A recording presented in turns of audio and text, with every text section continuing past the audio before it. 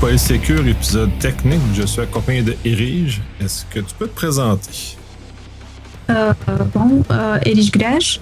Je suis ingénieur en génie télécommunications embarquée en Tunisie, ce qui est équivalent en fait dans le système québécois à un baccalauréat en génie électrique, électronique, communication dans le système québécois en fait. Je travaille chez la société Conseil Lambda en développement full stack et en sécurité applicative. Également, je fais partie de la communauté Hackfest Québec. J'étais en fait en 2021 co-conceptrice d'un challenge CTF et j'ai participé également à l'implémentation du site web Hackfest CTF. Super intéressant. Puis justement, on va aborder tout le volet AppSec, la sécurité applicative. Mais je vais te laisser commencer par nous donner une définition justement pour qu'on parle tous de la même chose. Ouais. En fait, la sécurité applicative, en bref, c'est l'ensemble des activités faites dans le but de garantir que le logiciel est en train d'être développé et sécurisé.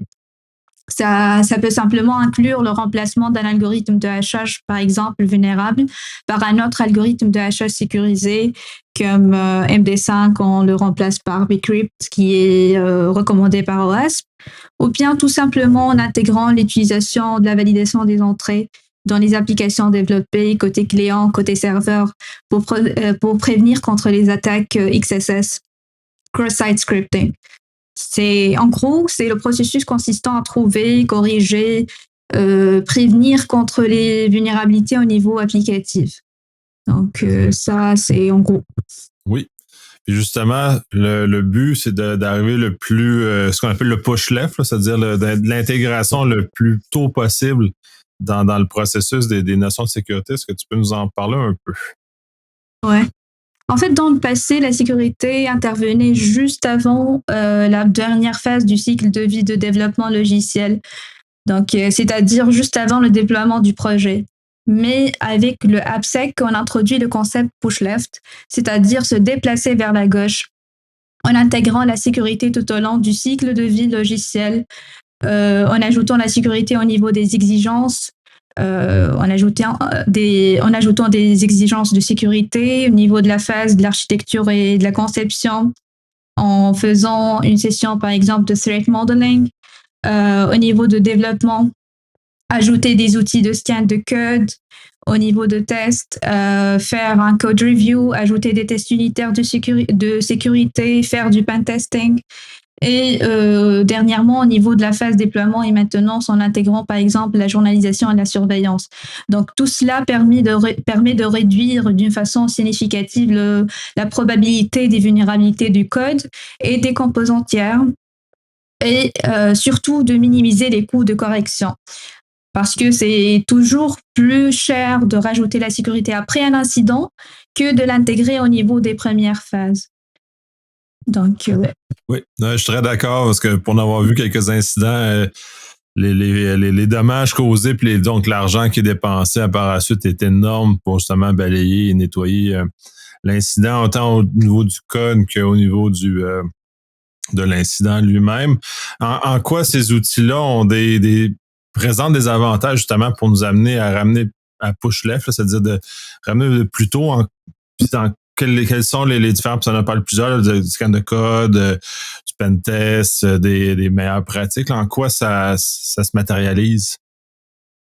En fait, il y aura, par exemple, dans la phase test du testing, on aura plusieurs types d'outils de scan de sécurité qu'on peut intégrer comme les outils SAST, Static Application Security Testing, DAST, Dynamic Application Security Testing. Donc, il y aura plein d'outils à intégrer qui sont automatiques. Et il y aura aussi, on peut faire ça manuellement. C'est-à-dire en faisant des révisions de code manuelles. Oui, puis ces outils-là, parce que là, il y a des gens qui vont aller vers la facilité. Là, ces outils automatiques, le DAST et le SAST, entre autres, ils ont des forces et des faiblesses. Est-ce que tu peux juste survoler un peu ça? Oui, exactement. En fait, il y a des points forts et des points faibles pour ces outils-là, parce que ces outils-là peuvent avoir des false positives. Donc, on peut avoir des alertes qui sont fausses en fin de compte. Donc, ça peut indiquer qu'il y a un problème ou bien des vulnérabilités, mais en fin de compte, ils ne sont pas en fait des vulnérabilités qui sont importantes pour le projet développé. Donc, comme tu as dit, il y a des faiblesses et il y a des points forts. Oui. Puis là, ensuite, tu voulais aller plus vers l'historique, justement, du AppSec. Là. Oui.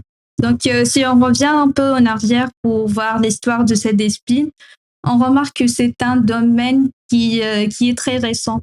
En effet, vers les années 70 et les années 80, la sécurité de code n'était pas considérée comme un risque. Donc, à cette époque, la plupart des risques informatiques étaient en relation avec les sécurités physiques, comme le vol et l'accès à des données secrets. Donc, auparavant, c'était le cryptage, le décryptage qui était une préoccupation majeure, surtout pendant les guerres du XXe siècle. Donc, à ce temps-là, personne ne pensait que l'on peut écrire des logiciels qui sont malveillants. La première apparition en fait d'un logiciel malveillant était avec le ver Morris en 1988. Donc, l'étudiant Robert Morris a eu l'idée de mesurer la taille d'Internet en écrivant un programme qui se propageait sur les réseaux informatiques automatiquement.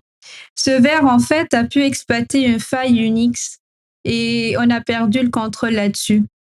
Donc, la sécurité des applications était par la suite connue par les logiciels malveillants et les antivirus.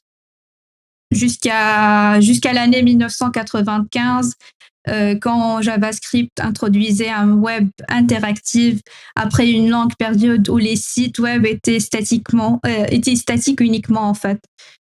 Et par la suite, il n'a pas fallu longtemps que les pirates exploitent JavaScript, de l'apparition de la vulnérabilité cross-site scripting.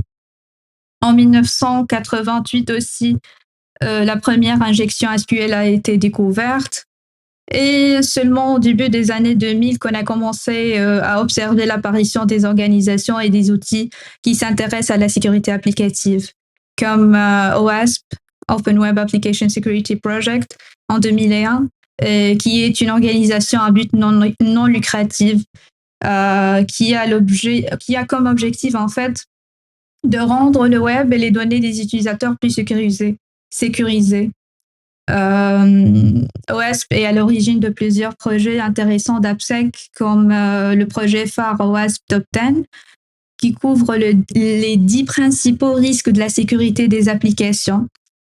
Et puis en 2004, le Conseil des normes de l'industrie des cartes de crédit, PCI, a publié la première norme de la sécurité des données, PCI DSS, qui définit les normes de sécurité minimale pour le traitement des données des cartes de crédit. Donc, c'est en gros l'histoire de la sécurité applicative. Ouais. Qui nous ramène jusqu'à maintenant. Beaucoup d'éléments très, très intéressants dans ce que tu mentionnes, entre autres, justement, toute la transformation, puis pour les plus vieux, de la vieille sécurité applicative avec du développement en C, qui a été, genre, pendant les années 90, début 2000, le plus gros problème. Là, toi, tu es vraiment dans le modèle web, où tu arrives plus dans les années 2000, où il y a eu ce mouvement-là de changement, qui est très intéressant d'ailleurs, mais c'est parce que j'ai des cheveux gris, fait que ce que j'ai été très étonné de voir, c'est que le monde web a connu les mêmes problèmes que le monde des applications lourdes ou développées en C.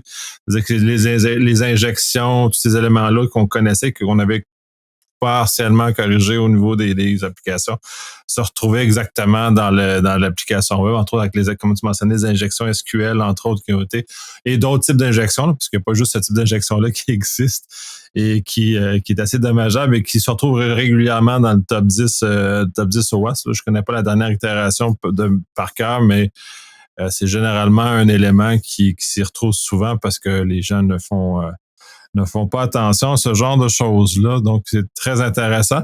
Et donc, ce qui va nous intéresser justement pour raccorder avec le sujet, c'est que tout le volet web, justement, où les applications sont maintenant typiquement développées dans ce format-là ou avec ce langage-là ou avec tout ce qui est inhérent à ce genre de choses-là. Et ça ramène justement à toute l'importance de mettre de la sécurité parce que là, on a un degré d'exposition qui est justement qui n'avait jamais été connu avant aussi, là. En fait, la question qu'on peut poser ici, pourquoi jusqu'à date on continue à écrire des logiciels qui sont non sécurisés, malgré le fait que ces derniers représentent la première cause de la violation des données? Bon, le premier facteur est dû au fait que le budget de la sécurité de la plupart des entreprises n'est pas consacré à la sécurité applicative.